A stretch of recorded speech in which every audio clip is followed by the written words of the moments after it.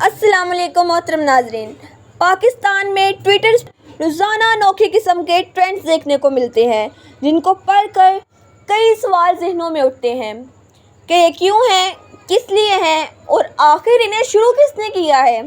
لیکن یہ تو شاید کسی کے خواب میں بھی نہیں ہوگا کہ 92 ہجری 711 عیسوی میں رمضان کی 10 تاریخ کو عرب جرنیل محمد بن قاسم کے ہاتھوں دیبل کے مقام پر شکست کھانے والے سندھ کے حکمران راجہ داہر اپنی موت کے 1300 سال گزرنے کے بعد ٹویٹر پر ٹرینڈ کریں گے۔ جب گھڑی نے 12 بجائے اور 4 مئی کی تاریخ کا آغاز ہوا تو پاکستانی ٹویٹر پر ایک ہیش ٹیگ ٹرینڈ شروع ہوا جو کہ اگلے کئی گھنٹوں سرفہرست رہنے والے ٹرینڈز میں شامل رہا۔ سرمد لغاری نامی صارف کی جانب سے کی گئی ٹویٹ میں یہ ہیش ٹیگ سب سے پہلے استعمال ہوا، جس میں لکھا تھا، دوستوں کل کے لیے تیار ہو جاؤ اور انہیں بتا دو کہ راجہ داہر ہمارا قومی ہیرو ہے، نہ کہ محمد بن قاسم۔ ایک صارف نے لکھا کہ راجہ داہر ایک ایسے سندھ کے حکمران تھے جہاں ہر طرف خوشحالی اور مذہبی رواداری تھی اور ہر کسی کو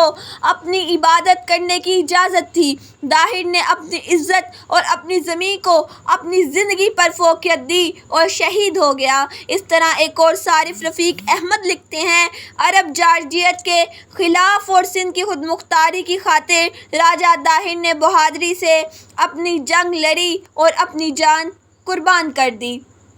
4 مئی کو دن بھر راجہ داہر کے حق میں ٹویٹس کا سلسلہ جاری رہا اور ان کے نام کا ہیش ٹیگ ٹرینڈز پینل پر دوسرے یا تیسرے نمبر پر مسلسل نظر آتا رہا۔ شام 5 بجے کے قریب پاکستان کی مذہبی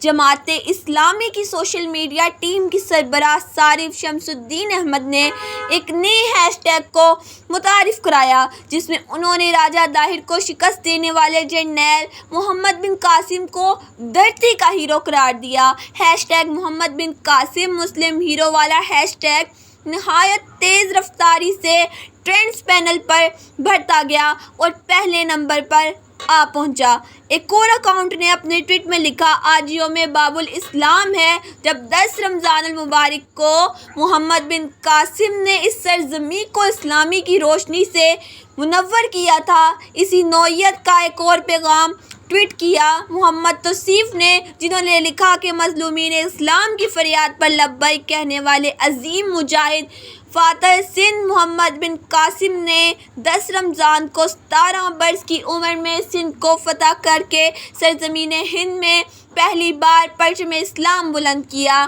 پاکستان میں تاریخ اور معاشرتی علوم کی کتب کا جائزہ لیا جائے تو نظر آتا ہے کہ محمد بن قاسم کی دیبل میں فتح کو برصغیر ہند میں اسلام کا پہلا قدم اور پہلی جیت تصور کیا جاتا ہے۔ سنہ 1998 میں حکومت پاکستان کے وفاقی ادارے برائے اعداد و شمار جانب سے شائع کردہ کتاب 58 ایئرز آف پاکستان میں محمد بن قاسم کی سندھ میں جیت کو قیام پاکستان کی بنیاد ڈالنے سے تشبیہ دی جاتی ہے اور انہیں پہلا پاکستان قرار دیا جاتا ہے۔ سابق امر جنرل ضیاء الحق نے سنہ 1977 میں نصاب تعلیم میں تبدیلیاں کی اور اس کے بعد سے نصابی کتب میں محمد بن قاسم کو بطور ایک مثالی حکمران پیش کیا جاتا تھا، جن کی رعایا جو کہ ہندو حکمران راجہ داہر کے ظلم و ستم سے نالاں تھی، ان سے بے حد خوش ہوئی اور ان کی خوش اخلاقی سے متاثر ہو کر دائرہ اسلام میں داخل ہو گئے۔ ٹویٹر پر جاری اس بحث اور راجہ داہر اور محمد بن قاسم کے حوالے سے منسوب واقعات و بیانات کی حقیقت جاننے کے لیے امریکہ کی کولمبیا یونیورسٹی میں تاریخ کے پروفیسر منان احمد آصف سے رابطہ کیا۔ پروفیسر منان نے بتایا کہ جماعت اسلامی نے 70 کی دہائی سے یوم باب الاسلام منانے کا آغاز کیا اور بعد ازاں جنرل ضیاء نے نصابی کتب میں محمد بن قاسم کے کردار اور ان کی اہمیت کو بڑھا چڑھا کر پیش کیا۔ اس حوالے سے 5 سال قبل اپنے ایک مضمون میں پروفیسر منان لکھتے ہیں کہ جماعت اسلامی نے عرب مسلمانوں کی اہمیت اور کردار پر تعریفی لٹریچر تیار کروایا اور اس میں جزیرہ نما عرب اور پاکستان کے مابین براہ راست تعلق کو ثابت کرنے کی کوشش کی، لیکن جہاں محمد بن قاسم کو پہلے پاکستانی کے طور پر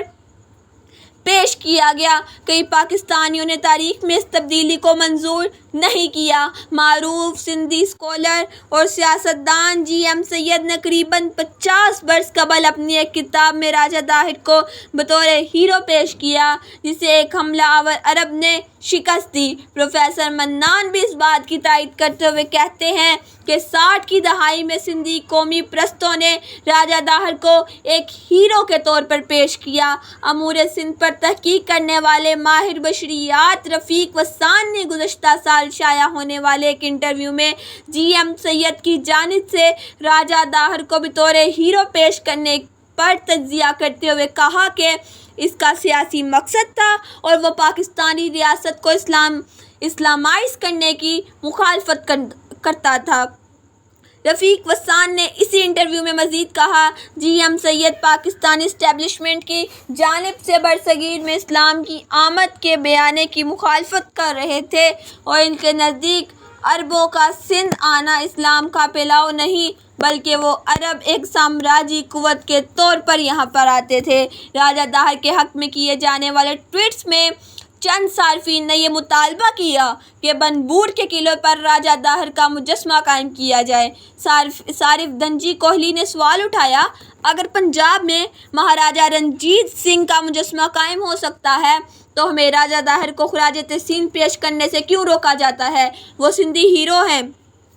گزشتہ سال جون میں لاہور کے شاہی قلعے میں مہاراجہ رنجیت سنگھ کا مجسمہ نصب کیا گیا تھا، تو اس وقت بھی ٹویٹر پر چند صارفین نے اسی مطالبے کو دہرایا تھا۔ اسی مطالبے پر رفیق وسان کہتے ہیں کہ راجہ طاہر کو بطور ہیرو تسلیم کرنا اور ان کا مجسمہ قائم کرنا ممکن نظر نہیں آتا کیونکہ